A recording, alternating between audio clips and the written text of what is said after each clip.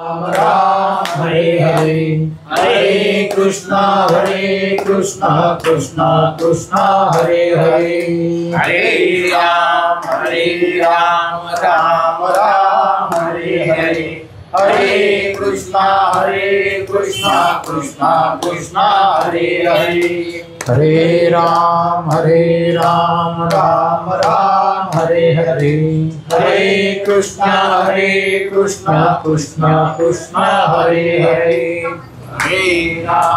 हरे राम राम हरे हरे हरे कृष्ण कृष्ण कृष्ण हरे हरे श्री ज्ञानदेव तुकाराम पंढरीनाथ महाराज की जय। ज्ञानेश्वर महाराज की जय। जगद्गुरु तुकाराम महाराज की जय। ब्रह्मानंदं परमसुखदं केवलं ज्ञानमूर्तिं द्वन्द्वातीतं गगनसदृशं तत्त्वमस्यादिलक्ष्यम् एकं नित्यं विमलमतलं सर्वधी साक्षिभूतं भावातीतं त्रिगुणरहितं सद्गुरुं तं नमामि। महायोगपीठे तटे भीमरथ्यां परं पुण्डरीकाय दातुं मुनीन्द्रैः समागत्य तिष्ठन्तमानन्दकन्दं परब्रह्मलिङ्गं भजे पाण्डुरङ्गम्। अलंकापुरी पुण्यभूमि पवित्र तेथे ज्ञानतो ज्ञानराजा सुपात्र नयाठविका महापुण्य राशि नमस्कार माझा श्री गुरु ज्ञानेश्वरासी। गुरु थोर म्हणावा की देव थोर म्हणावा आधी नमस्कार कोणाला करावा मला वाटते सद्गुरु थोर आहे दयाच्या चिंतने रघुराज पाहे। कुंडली गोरधार विठ्ठल श्री ज्ञानदेव तुकाराम पंढरीनाथ महाराज की जय। सद्गुरु साईनाथ महाराज की जय। सद्गुरु जनार्दन स्वामी महाराज की जय। जय जयाजी मुळपीठ वासिनी मग पुंडलिकाचा गोंधळा लागुनी भक्तवर्धे भवानी उभी असती माये तू संत गोंधळी विचक्षण कंठ मिरवती तुळशी भूषण तेची माळा सुलक्षण जगा माझी मिरवती कालेती तुझा प्रेम गोंधळ काम क्रोधांते देती बळ गीत संगीत सबळ गुण गाती माये तुझे। ग्रंथकारांनी पहिल्यांदा गणपतीला नमस्कार केला नंतर त्यांचं जे आराध्य दैवत पंढरीचे पांडुरंग त्यांना नमस्कार केलेला आहे आणि त्यांच्या ठिकाणी हे भक्त लोक आनंदाने गोंधळ घालतात। त्या गोंधळामध्ये पंढरीनाथांचे गुणवर्णन केले जातात आणि त्याला गोंधळ असं म्हटलेलं आहे। आयशा गोंधळ प्रकरणी संतुष्ट होसी माय भवानी तरी या ग्रंथ गोंधळी येऊनी सहाय्य करी जननी। मागील अध्याय रसाळ कथन गणादी सकळांचे केले नमन उपरी मच्छिंद्राचे जनन यथाविधी कथेले। मागच्या अध्यायामध्ये उपरीतर बसून त्या वीर्यापासून माशाच्या पोटामध्ये अवतार घेतलेले मच्छिंद्रनाथ यांचा जन्म हा प्रसंग झाला। आता पुढे चालून काय झालेलं आहे की ते तपश्चर्या करता बद्दल केदाराला गेले एका कोपऱ्यामध्ये बसले आहेत। दत्तगुरु महादेव शंकरांच्या दर्शनाला आले त्यांनी ही बाब महादेव शंकरांच्या लक्षात आणून दिली आणि त्यांना सांगतात महादेवा अहो त्या ठिकाणी एक कोणतरी योगी बसलेला आहे। आता कोण आहे त्यांना माहिती होतं पण तुम्ही स्वतः एकदा चला आणि काय त्याचा सोक्षमोक्ष लावा कोण आहे काय आहे असं म्हणून दत्तगुरूंनी महादेव शंकरांचा हात हातामध्ये धरलेला आहे। पुढे दत्त महाराज महादेव शंकर त्यांच्या मागे असं करीत त्या कोपऱ्यामध्ये असलेल्या बद्रिकाश्रमाच्या तिथं आलेले आणि जाऊन पाहता तर तो योगी कसाच आहे। अनेक वर्ष 12 वर्षेपर्यंत तो तसा राहिल्यामुळं त्याचं जटा झालेल्या होत्या हाडाचा फक्त सापळा राहिलेला होता आणि त्याला अंगामध्ये काही त्राण नाही मात्र डोळे भेदक आणि चेहरा अत्यंत तेजस्वी होता। जटा पिंगट नखे जळमट कंठकारी पादांगुष्ठ कार्पासमय झाले दृष्ट त्वचा लिपटली असतेशी सर्वांगे शिराट टळाट दिसते अवनी नामपाठ ध्वनी मात्र शब्द उठे चलन वलन नयनाचे असं त्याला पाहिलेलं आहे। आणि मच्छिंद्रनाथांना पाहिल्यानंतर हे विष्णू आपले दत्त महाराज सांगतात की महादेवा अहो हा कोण योगी आहे आणि याच्याशी तुम्ही 2 शब्द बोला कोण आहे पाहू तरी। येऊनी त्यापरी आत्री नंदन शिवानंद सोक्तिक सुढाळ रत्न श्रवणपोटी स्वीकारून तयापाशी पातला उभा राहुनी समोरदृष्टी म्हणे महाराजा तपोजेठी कवण कामना उदेली पोटी ते वाघ वरदाचे निर्वाय. महादेव शंकरांच्या पुढे दत्त पुढे येऊन विचारतात, अरे योगी महाराज तुम्ही कोण आहे, कुठले आणि तुम्ही कशा करता इथं आलेले आहेत, असं विचारल्यानंतर त्यांचं जी समाधी ती भंग पावलेली आहे. आणि त्यांनी समोर दत्ताला पाहिल्यानंतर त्यांनाही मोठा आनंद झालेला आहे. उभा राहून समोरदृष्टी करणी पडता सुखस्थिती दृष्टी काढून वरती पाहता झाला दत्ता प्रति महायोगी तो. भृसंकेते करून नमन दाविता झाला निर्नम्रपण जो का ईश्वरी आराधन प्राप्ती लागे उद्याला. मोठ्या आनंदाने त्यांनी समोर पाहिलं, दत्ताला पाहिलं, त्यांना मोठा आनंद झालेला. कोणीतरी शिष्ट मोठे माणसं कोणतरी आहेत, देवता देवगण आलेले आहे की काय म्हणून त्यांनी पाहिलं आणि डोळ्यांनीच त्यांना नमस्कार केलेला आहे. बोले महाराजा कृपा सरिता तुम्ही कोणते सांगावे आता. 12 वर्षे काननी लोटता मानव नातळे दृष्टीशी तरी तो चित्त सदैव भवानी प्रत्यक्ष झाली मम प्रारब्ध धरणे तरी प्रसादन गाभ्युत्थाने स्थापून जाई महाराजा. ऐसे तयाचे वागुत्तर ऐकोनी तोषला अनुसया कुमर म्हणे वारे नामोच्चार दत्त मजे ऐसे म्हणती. अतिशय नम्रपणाने मच्छिंद्रनाथांनी त्यांना नमस्कार केलेला आहे आणि त्यांचं दर्शन घेतलेलं आहे. असं पाहिल्यानंतर दत्तांनी सुद्धा त्यांचं कौतुक केलेलं आहे की मोठ्या माणसाची खून किंवा जर एखादा भक्त त्याच्यामध्ये परिपूर्ण झालं तर पहिलं त्याचं लक्षण काय असेल तर नम्रपण. आणि देवाशिवाय विभक्त नाही तो भक्त. भक्त कोण तर जो विभक्त नाही. मग असे ते सगळे दैवी संपदा त्यांना दिसलेली, मोठा आनंद झालेला दत्ताला. आणि त्यांनी सांगितलं की ह्या देहाला दत्त असे म्हणतात.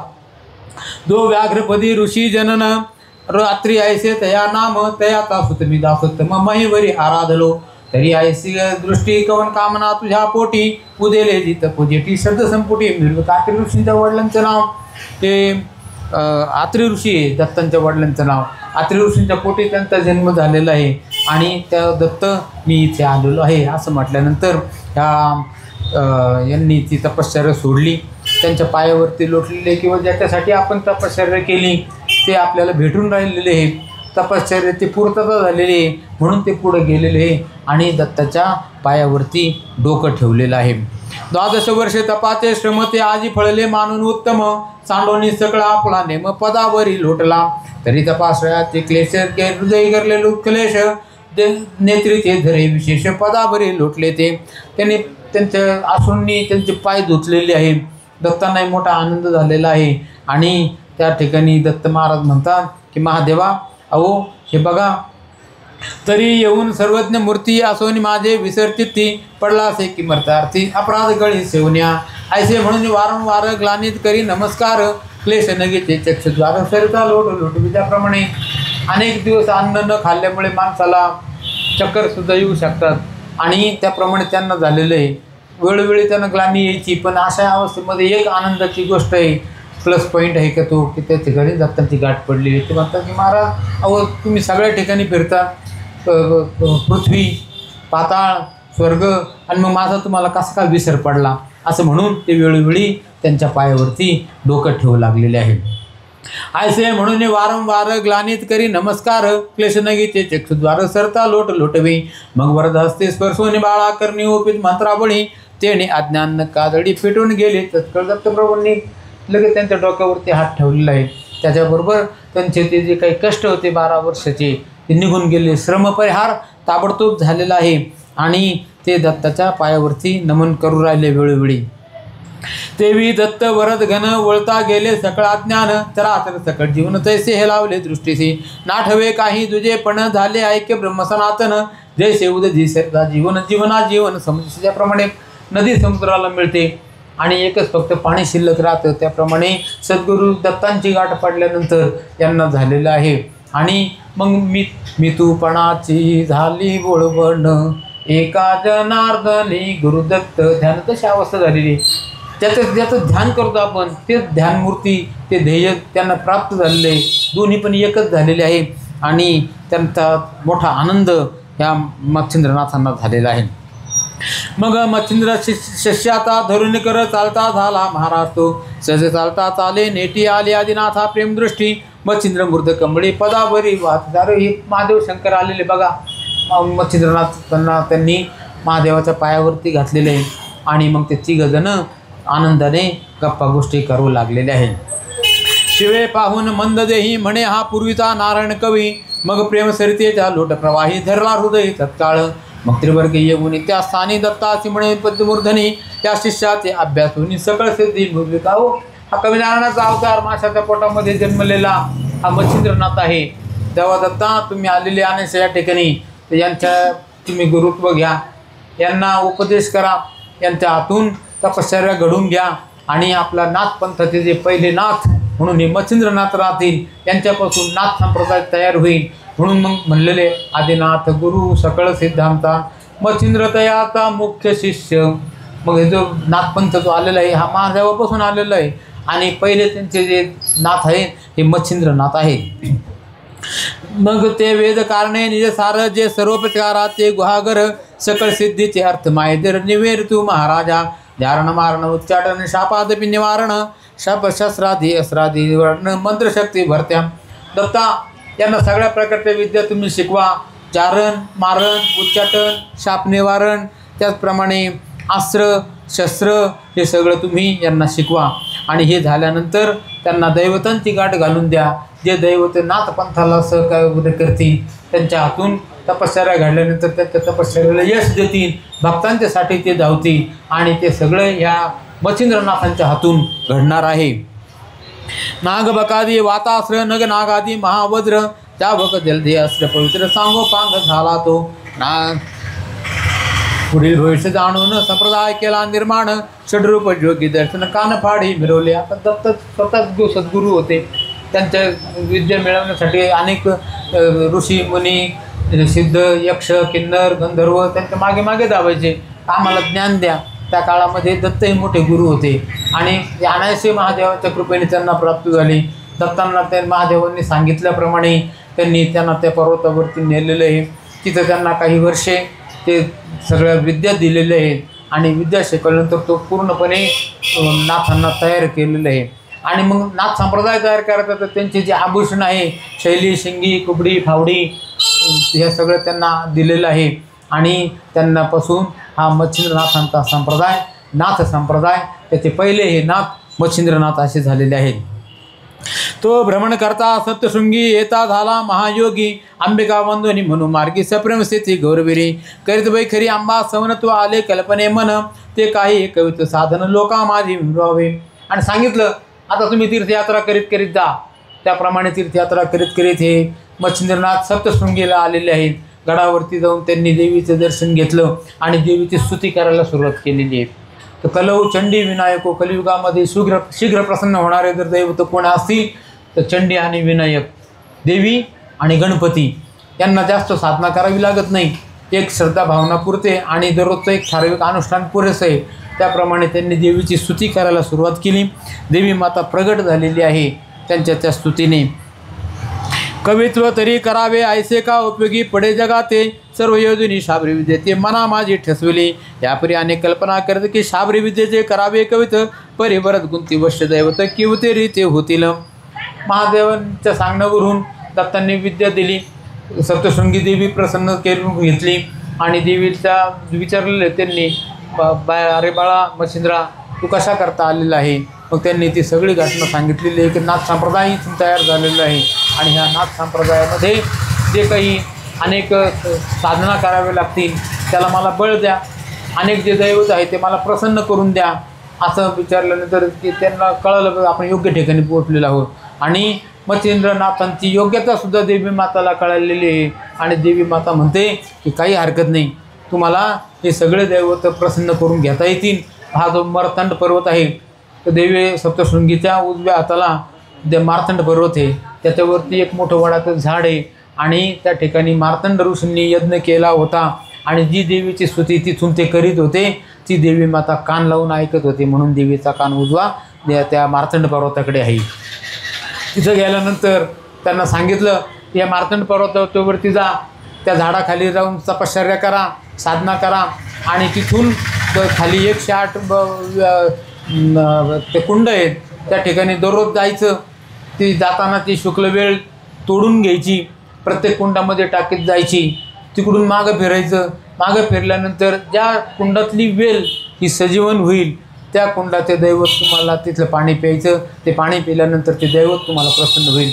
असं 108 दिवस करा, असं प्रत्यक्ष देवी माताने त्यांना आदेश दिलेला आहे. तेने जागृत महिषमर्दिनी होऊन बोले त्या लागुनी, बारे कवण कामना वेदली ते मध्ये सांग. त्या तरुच्या शाखोपाती नाना देवती विराजती, मग नामाभिधाने सकळ भगवती देवतांती सांगितले. अरे त्याच्यासाठी तुला मार्तंड पर्वतावरती जावं लागेल. तिथं जे वडाचं झाड आहे त्या वडाच्या झाडावरती अनेक दैवत आहेत आणि त्यांची साधना तुम्हाला अशा पद्धतीने करावं लागेल. देवी माताने तो मार्ग सांगितलेला आहे. आणि म्हणून पाहिजे ते ज्ञान पैगा बर्वे, दरी मनी आची आणावे, तरी या संताशी भजावे सर्वस्वेशी. त्यामुळे जे ज्ञान जे आहे हे फक्त साधू संतांकडेच आहे, देवी माताकडं देवदेवतांकडं आहे. पण ते काय सगळ्यांना नाही प्राप्त होत. जे त्यांची सेवा करतात त्यांना ते प्राप्त होतं आणि मग त्या ठिकाणी त्या माणसाला ते ज्ञान विद्या ही प्राप्त होते. व त्या मार्तंड ते गेलेले तिथे अश्वत्थावरती आणि तिथं जाऊन पाहतात तर खरोखर त्या दैवत बसलेले आहे. त्या प्रत्येक फांदीवरती दैवत आहेत, प्रत्येक त्या झाडाच्या वृक्षावरती आहेत. आणि ते दैवते कोणते कोणते आहेत? ती दैवते धुरंधर 52 वीर, मूर्तिमंत असते तरुवर नरसी काळिका महिषासुर, वेताळ मारुती अयोध्याधीश, कोदंड पाणी रामेश, सूर्यनामे तेथे द्वादश, मूर्तिमंत नाम तसे. पायरी जलदेवता असती नवकुमारी, धनदा नंदा नाव, विमळा मंगळा ज्ञान प्रसभ, लक्ष्मी आणि विख्याता. त्या ठिकाणी महादेव शंकरांनी सांगितल्याप्रमाणे ते गेले. त्या झाडावरती बसलेले दैवत होते. कोण कोण होते? रामप्रभू होते, हनुमानजी होते, जे पिशाच दैवत आहेत वेताळ झोटिंग ते होते, ममदाम. त्याचप्रमाणे यापरी चंडा चामुंडा रंडा कुंडा महालंडा, अप्सरा जोगिनी शतवितंडा, तरुभागी विराजल्या, काळ व्याळ वीर भैरव, भस्मकेत सिद्ध भैरव, रुद्र ईश्वर गण भैरव, अष्टभैरव असते. यापरी शस्त्रास्त्र यामिनी दमी ध्रुमी बामिना, सात्वी ज्वाळा शुभानना, वृक्षावरी असते द्या. अशा पद्धतीचे एवढे दैवत होते, अजून पण होते. यापरी शंखिनी डंखिनी यक्षिणी, त्या समुच्चय असती 12 जणी, अष्टसिद्धी महाप्रकरणी वृक्षावरी विराजल्या, प्राप्ती प्राकाम्या अणिमा गरिमा, ईशित्व वशित्व प्रतिमा महिमा, एवं अष्टसिद्धी नामा तरोवरी विराज. अष्टसिद्धी होत्या, नवनिधी होते. त्याचप्रमाणे अनेक पर्वत ऋषीमुनींनी पूर्वी साधना केलेले दैवत त्या ठिकाणी येऊन राहिलेले होते.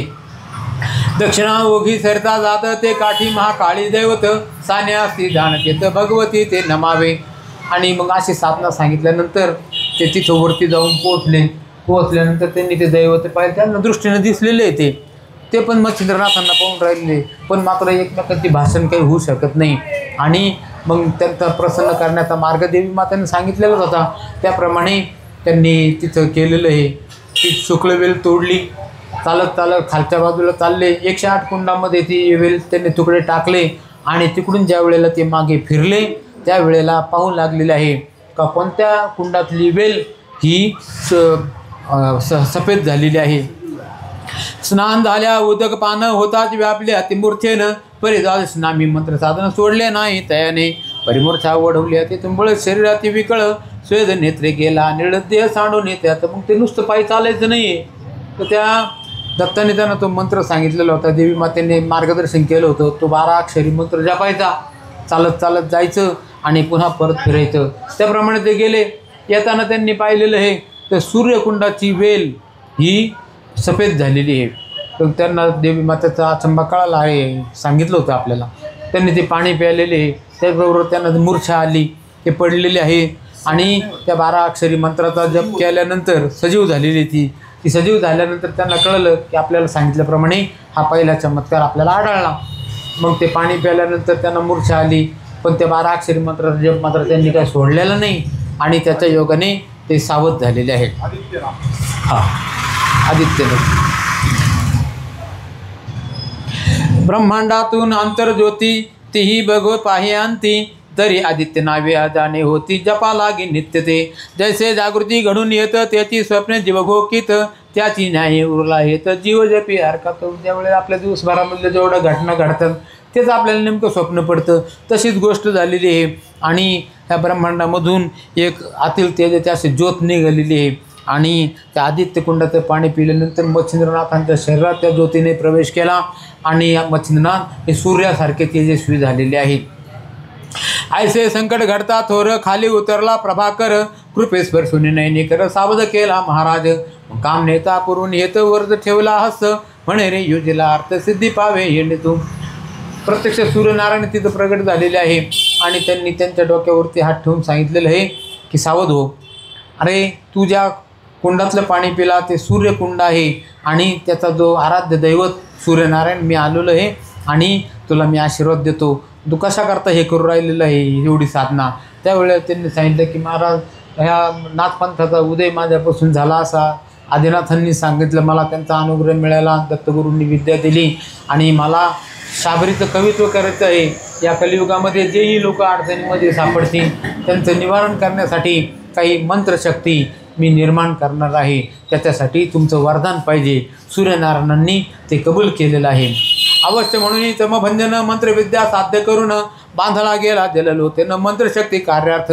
ऐसा सप्तमास धारा करून देवतांशी करून घेतले प्रसन्न. मग शाबरी विद्येचा ग्रंथ निर्गुण बंगाल देशी चालता झाला. मच्छिंद्रनाथांनी अशी 7 महिने ती साधना केलेली आहे. आणि मग ते जेवढे काही दैवत होते प्रभू राम, त्याचप्रमाणे हनुमानजी, त्याचप्रमाणे ते पिशाच्य देवता होते काही झोटिंग ममदा, त्याचप्रमाणे जे अष्टसिद्धी या सगळ्या प्रसन्न करून घेतलेलं आहे. 7 महिन्याची तपश्चर्या घडल्यानंतर मच्छिंद्रनाथांनी ते अनुष्ठान संपवलं आणि तिथून ते पूर्व दिशा धरली आणि ते प्रवासासाठी चालू लागलेले आहे. दररोज दिवसभर प्रवास करायचा, रात्री तिथं मुक्कामी तिथं थांबायचं, दुसऱ्या दिवशी सकाळी उठायचं, आवरायचं, सावरायचं, भिक्षा मागायची आणि पुन्हा चालू लागायचं. असं करीत करीत दर मजल करीत करीत ते बंगाल देशामध्ये आलेले आहे पूर्वेला. परी सांगा या कारण गोरक्ष बदला आहे कथन, त्या ग्रंथाचा आश्रय पाहून नवही योगी वर्णिले. तरी श्रोती ग्रंथात दोष न ठेवावा सर्वथा, संशय आध्या किंवा गिरी ग्रंथा विलोकावे विचक्षणी. हा जो ग्रंथ निर्माण केलेला आहे प्रत्यक्ष गोरक्षनाथांनी लिहिलेलं आहे सगळं. त्याच्यामध्ये खोटं एकही अंश नाही. मात्र एवढंच आहे की त्यांना खोटं म्हणायचं नाही. कधी म्हणायचं, जर तुम्ही वाचला ग्रंथ तर तुम्हाला तसं म्हणता येईल. पण मात्र जर तो ग्रंथ वाचला, ऐकला, सांगितला तर तुम्हाला इतके तुमच्या अवस्थेपर्यंत निघून जाल की तुम्हाला त्याचं शंका घ्यायचंच काही कारण राहणार नाही. प्रत्यक्ष नाथ महाराज तिथं प्रगट होतील आणि तुम्हाला मार्ग दाखवतील. म्हणून त्याच्यासाठी त्यांनी तो नियम ठेवलेला आहे की कोणीही वाचल्याशिवाय त्या ग्रंथाला नाव ठेवायचं नाही. हां, तुम्ही वाचा, तर वाचल्यानंतर जर तुम्हाला जर काही वाटलं तर मग तुम्ही जरूर नाव ठेवा. जर असं झालं नाही आणि जर तुम्ही नुसतं जर नाव ठेवलं तर मात्र तुम्हाला नरकामध्ये जाऊन पडावं लागेल. या परी बळेची चाळवून दोष निंदोनी जोका मोडील हर्ष, विकल्पपंथी मिरुचा जगास पावेल वंश बुडितो. आणिक वाणी जाईल झडून नरकी पचेल सप्तजन्म, आणि जन्मजन्मी शरीरे करून क्षयरोग भोगेल तो. अशा पद्धतीनं त्यांनी ते पण सांगून ठेवलेलं आहे.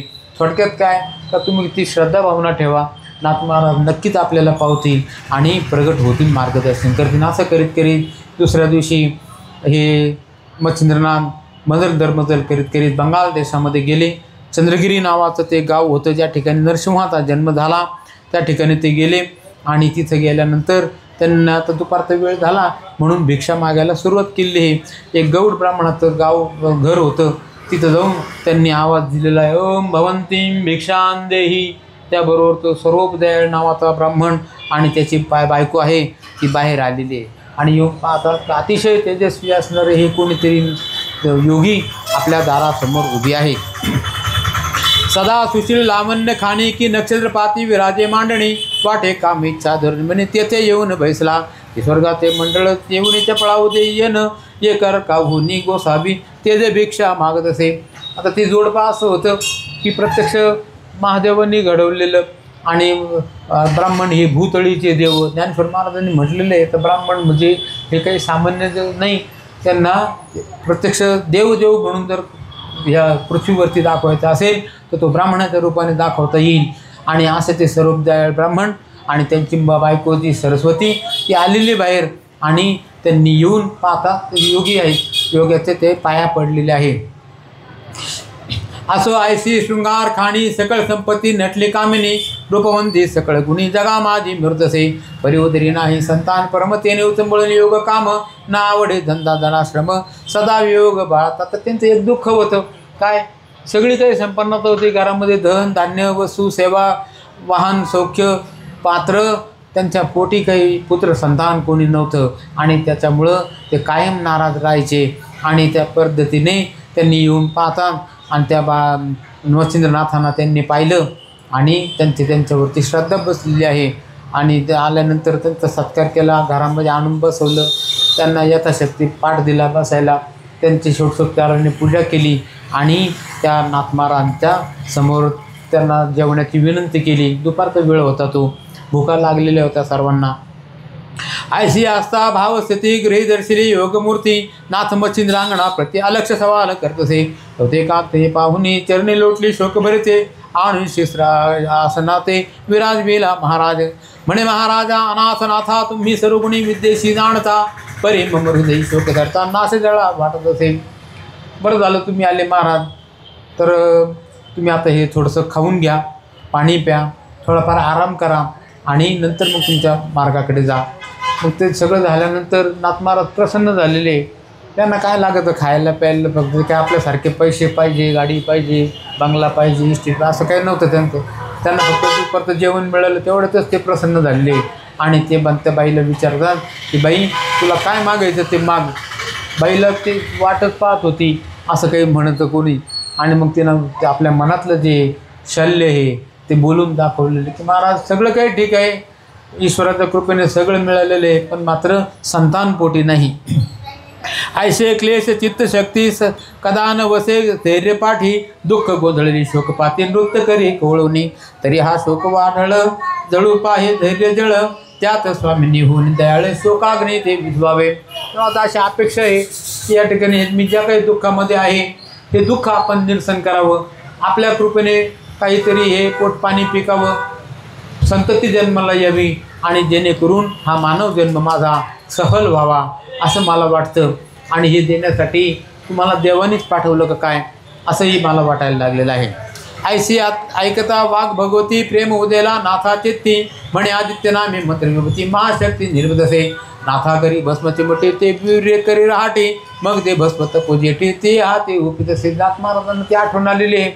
पहिल्याच दिवशी त्यांनी त्या सूर्यकुंडाचं दर्शन घेतलं होतं. सूर्यनारायणांनी प्रगट होऊन जे काही आशीर्वाद दिलेला होता त्यांनी हातामध्ये विभूती घेतली, सूर्यमंत्राचे जप केलेले त्याच्यावरती आणि त्या बाईच्या हातात देऊन सांगितलं की बाई ही विभूती तुम्ही घ्या, रात्री झोपायच्या वेळेला पाण्यामधून प्या, कपाळी भाला लावा आणि तुमच्या पोटी एक दैदिप्यमान सूर्यासारखा तेजस्वी असा पुत्र जन्माला येईल जो नाथपंथाची उदयकाळ करीन. त्यांना चांगल्या पद्धतीने नाथपंथाला चांगले दिवस आणि असा योगी पुरुष हा तुमच्या पोटी जन्माला येणार आहे असं म्हटल्यानंतर बाईला मोठा आनंद झालेला आहे. त्यांनी ते भस्मची मुठी घेतली आणि आपल्या पदरामध्ये बांधून ठेवलेले आहे. गुरुजींनी आणि त्या बाईंनी त्यांची सेवा केली. नाथ महाराज प्रसन्न झाले, रात्रभर राहिले, दुसऱ्या दिवशी निघून गेलेले आहेत. तर म्हणशील भस्मनो हे पूर्ण गबस्ती जो हरिनारायण उदयो कीर्ती प्रभा मिरवू नेत्री जगती मोक्ष मांदुसा मिरवेल तरी तू हळबटपणे कामना न भरी भस्मासनी म्याही पुढील भविष्य जाणे चित भवानी उद्विले. तुलाही तशी इच्छा झालेली आहे आणि त्या पद्धतीने हे नारायण जन्माला येणार आहेत पुढचे, म्हणून ही विभूती तू घे. ही विभूती सामान्य नाही, या विभूतीमध्ये प्रत्यक्ष हरिनारायणाचा अवतार करण्याचं सामर्थ्य आहे. तेव्हा तू ह्या ठिकाणी ही विभूती ठेव आणि उद्या रात्री झोपायच्या वेळेला तू पे. एक दिवसाचा वेळ त्यांना मिळालेला आहे विचार विनिमय करायला. तरी माये संशय न धरता भक्षी भस्म सांडून चिंता ऐसे सांगून सकळ वार्ता नाथ उठे तेथुनी यावरी बोले शुभानने की महाराजा योग थामे तुम्ही केव्हा याल परतुनी सुता अनुग्रह उपाया. त्यांची गाठ झाल्यानंतर सगळ्याच गोष्टी बोलायला वेळ मिळालेला आहे. ती म्हणती महाराज अहो तुम्ही ही भस्मविभूती दिली मला, मी घेईन पण मग तुम्ही कधी याल असं म्हटल्यानंतर ते नाथ महाराज म्हणतात की मी तीर्थयात्रा करीन 12 वर्षानंतर या ठिकाणी येईन आणि त्यावेळेला तुम्हाला ते बाळाला दाखव असं म्हटल्यानंतर त्यांना विश्वास आलेला आहे की हे ज्यांनी आपल्याला विभूती दिली ते हे मच्छिंद्रनाथ आहे कवीनारायणाचा अवतार आणि हे फिरत फिरत यात्रा करीत करीत 12 वर्षांनी इथे येतील आणि त्यापर्यंत आपलं बाळ हे 12 वर्षाचं झालेलं असेल जे आता सध्या काहीच नाही आहे असं म्हटल्यानंतर त्या बाईला मोठा विश्वास वाटलेला आहे. ऐसे वधूनी सग सुढाळ निघता झाला सिद्धपाळ तीर्थ उद्देशी नाना स्थळ महिला गी लंघित असे एरीकडे भस्मची मोठी सुदृढ बांधून ठेवली गाठी परिहर्षण राहे पोटी उचंबळून दाटला. तिला खूप आनंद झालेला आहे. कधी कोणाला सांगू काय. आणि त्या पद्धतीने ते नाथ महाराज निघून गेले. इकडं संध्याकाळचा वेळ झालेला आहे आणि त्या 4 बाया शेजारच्या बाजारच्या आल्या आणि त्या त्याच्याशी गप्पा गोष्टी करू लागलेल्या आहे. तर गप्पामुळं काय होतं की माणसाचं मन हलकं होतं. काय जे काही दुःख असेल ते माणूस विसरतो थोडा वेळ का होईना.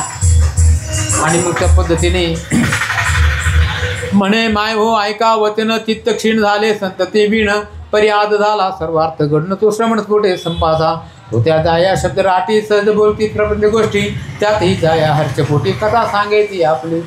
आता अनेक गोष्टी त्या ठिकाणी चर्चा करण्यात ते येतात बाया माणसांच्या आणि मग त्या बाया माणसांची चर्चा करता करता ही बाई बोलती की अहो मलासुद्धा आज असा अनुभव आलेला आहे की मला आतापर्यंत काही संतती नाही पण आता मला संतती होणार आहे मला बाळ होणार आहे. आणि मग ती म्हणे कसं काय. मग तिनं ती सगळी घटना सांगितलेली आहे की तीर्थयात्रा करीत करीत एक योगी आमच्या दारापुढे आला आणि त्याला आम्ही घरामध्ये आणून त्याची षोडशोपचाराने पूजा केली त्याचा सत्कार केला त्याला खाऊपिऊ घातलेलं आहे त्या दिवसाचं. आणि तो प्रसन्न झाल्यानंतर मी माझ्या मनातली जी खंत होती ती बोलून दाखवली आणि त्यांनी प्रसन्न होऊन मला विभूती दिली. सांगितलं की सूर्यनारायणाचं ही वीर असणारं उदी आहे ही उदी घेतल्यानंतर तुला दिवस जातील त्याचा काळ तू प्रसूत होशील मुलगा होईल आणि 12 वर्षानंतर मी फिरत फिरत ज्या वेळेला येईन त्यावेळेला त्या बाळाला पाहीन.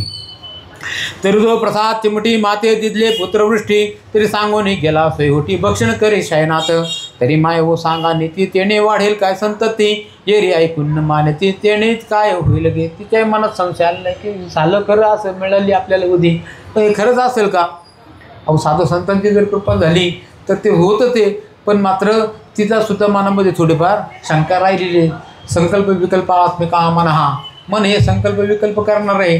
कधी विचार करतं मन हा होईल दुसऱ्या वेळेला लगेच विचार येतो असं कसं काय होईल नाही होणार असं करत करीत तिच्या मनामध्ये तो संकल्प विकल्प राहिलेलाच आहे. आणि निश्चयात्मिका हा बुद्धी ही त्याचा पुढचा मनाचाच विकार येतो बी. मन हे जे आहे सुरुवातीला संकल्प विकल्प राहतो आणि एकदा का निश्चय झाला का तर त्या मनाला बुद्धी म्हणतात. त्या पद्धतीने तिलाच मनात आलं ती सहज बोलून जाते त्या बायांजवळ की अहो ते दिलं त्यांनी विभूती पण खरंच असं होईल का हो असं होईल का हो म्हटल्यानंतर त्या बायांनी पण सांगायला सुरुवात केली असं कुठं होतं असतं का आतापर्यंत काय झालेलं नाही. जसं ते औरंगाबादकर बाईला बाबा म्हणतात की हा नारळ खाय तुला मुलगा झाला पाहिजे. माधवराव देशपांडेंना सांगितलं तर बाबा म्हणतात अरे कशा करता तू हे विभूती द्यायला लावी तुम्हाला आणि असं कुठं होत असतं का.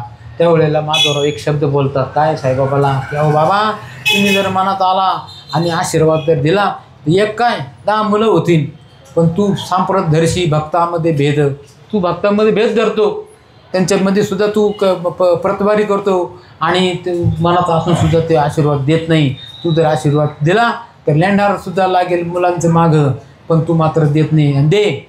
तशीच ही गत ह्या अध्यायामध्ये पूर्वी घडून गेलेली आहे. वचननाथांनी दिलेले उदीपासून खरंच मुलगा बाळ होईल का. आणि त्या बाया म्हणतात की अहो बाई असं कुठं झालं का असं काही होत नसतं. महीवरती किती एक ते ठक बहु असती नाना कवटाळे करून दाविती जग भेदती कान्हे गे. आणि दुसरा त्यात आहे अर्थ कान फाडे कवटाळे व्यक्त नाना परित्या विद्या बहुत तयापाशी असती. तेव्हा त्या बायांनी सुद्धा तिला पुष्टी केलेली आहे की असं काही होणार नाही. अहो हे काय जगामध्ये अनेक लोक भूलभुलई आहेत बोलबत्तेन करणारे आहेत आणि ते फक्त त्यांची पोळी भाजून घेतात त्यांचा स्वार्थ साधून घेतात. तेव्हा तू काय त्यांच्या भरोशावरती राहू नको. त्यातल्या त्यात हे जे कानफाटे हे आहेत हे तर फार कवटाळे लोक आहेत. तर ते लोक काय करतात की मंत्रविद्येने त्या बाईला त्या स्त्रीला ते कुत्री बनवतात. दिवसा कुत्री रात्री बायको म्हणून ते भोग घेतात. तेव्हा तू ह्या कोणत्या तुला बुद्धी सुचली आणि ह्या मार्गात तू पडली आहे. काय हो सांगू शुभगात्री, कान फाडे कृत्रिम मंत्री, जाया पाहून शुभगात्री करती कुत्री मंत्राने.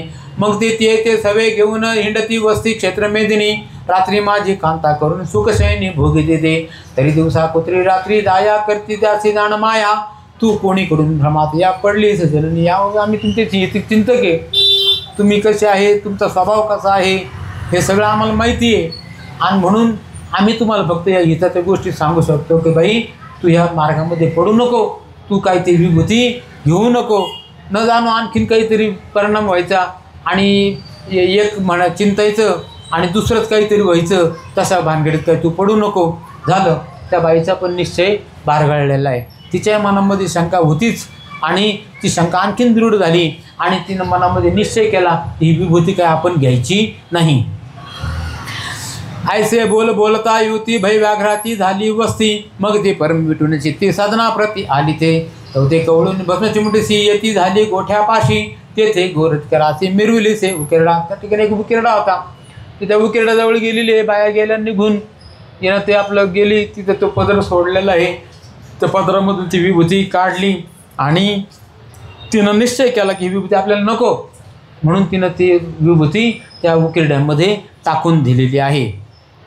तया माझी भस्म चिमटी शिव सांडिती झाली ते गोरटी, तया माझी हरिजेठी संचार करी महाराजा, दोनम नारायण कीर्ती ध्वज प्रत्यक्ष विष्णू तेज पुंज, हरि आयसे नाम साजे कीर्ती रत्ना माधारी. तिनं ती भस्माची विभूती टाकून दिलेली आहे तिथं. मात्र पण ती विभूती ही प्रबळ होती, प्रत्यक्ष मच्छिंद्रनाथांनी दिलेली होती. सूर्यनारायणांनी त्याच्यामध्ये त्यांचं अवतरण झालेलं होतं आणि ती विभूती सोडल्यानंतर ती बाई मन मोकळं झालं तिचं. आता आपल्याला काही चिंता नाही, आपण त्याच्यातून निसटलो. आणि इकडं मात्र काय झालेलं आहे की ती जी विभूती त्या केरामध्ये शेणा उकिरडा होता, तो शेणाचा उकिरडा होता, त्या उकिरड्यामध्ये पडल्यानंतर त्या ठिकाणी ह्या हरिनारायणांनी प्रवेश केला. त्या ठिकाणी हळूहळू ते देह त्या उकिरड्यामध्ये तयार होऊ लागला. त्या उकिरड्यावरती कायम शेणाची दररोज भर पडतच होती आणि आतमध्ये मात्र ते हरिनारायण त्यांच्या आनंदामध्ये निमग्न होते. त्यांचं शरीर त्या ठिकाणी तयार व्हायला लागलेलं होतं. असो आयशी अद्वैत राहटी, करून झाली जाती गोरटी, सज्ञी येऊन प्रपंच जेठी सदा सरदा मृतसे, ऐशी कथा अवसर पुढे निवेदू ग्रंथ सादर, तरी श्रोता चोरदक सार पुढील अध्याय स्वीकार. नाव पण पुढं काय झालं अशा श्रोतेंना उत्कंठा लागलेली आहे आणि ते विचारतात. पण ते ग्रंथकार सांगतात की अहो ते आता नेमकं पुढं काय झालं हे आता नाही सांगता येणार, तर तो विषय तुम्हाला पुढच्या बैठकीत उद्याला सांगू. भक्तिसार हा कथार्थ शुक्तिकार रत्नमुक्त, तुम्हा श्रोत्यांचे कर्णदेवत भूषणाते शृंगारू, यापरी निंदक कळदुर्जन असो त्यांचे कांजे पान, तयांचे निंदे वचन स्वांडोनी नका छोरोदकाम. तेव्हा अनेक वेळेला या नाथ महाराजांच्या शक्तीबद्दल शंका घेतली जाईल. शंका येणं हे शक्य आहे, कोणालाही शंका येते, पण मात्र हे ग्रंथकार सांगतात की तुम्ही मात्र शंका घेऊ नका. शंका आली तरी निरसन करून घ्या आणि अतिशय शुद्ध भावनेने मन पवित्र करून सगळ्या प्रकारचे विकार बाजूला ठेवून नाथांच्यावरती श्रद्धा ठेवा आणि त्यांच्या ह्या ग्रंथ अतिशय श्रद्धेने ऐका. तुम्हाला त्याचं फल मिळाल्याशिवाय राहणार नाही. धुंडी सूत मालूचे वचन हरिवदे जगंजन सुगम, भावार्थी गुणी गुंफोन माळ स्वीकारी श्रोत्यांशी, स्वच्छ श्री भक्त कथासार समस गोरक्षराव किम्यागार, सदा परिशुद्ध भावी चित्र द्वितीयाध्याय गोडहा. श्रीकृष्णार्पणमस्तु. श्रीरस्तु.